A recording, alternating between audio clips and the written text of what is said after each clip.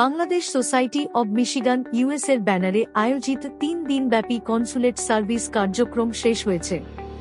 ৪ April থেকে ৬ April পর্যন্ত যুক্তরাষ্ট্রের ওয়াশিংটন ডিসিতে অবস্থিত বাংলাদেশ দূতাবাসের কনসুলেট সার্ভিস বিভাগ এ কার্যক্রম পরিচালনা করে। এই ৩ দিনে রেকর্ড সংখ্যক প্রবাসী বাংলাদেশি ও বাংলাদেশি আমেরিকান নাগরিক ই-পাসপোর্ট সেবা গ্রহণ করেন। কমিউনিটির পক্ষ থেকে কনসুলেট সার্ভিসের কোঅর্ডিনেটর এবং মিশিগান বিএনপির সভাপতি দেওয়ান আকমল চৌধুরী জানান, ৩ দিনে মোট ৪৮২টি ই-পাসপোর্ট, ১০১৭টি নো ভিসা রিকোয়ার্ড এনভিআর এবং ৩৯টি পাওয়ার অব অ্যাটর্নি সেবা প্রদান করা হয়েছে।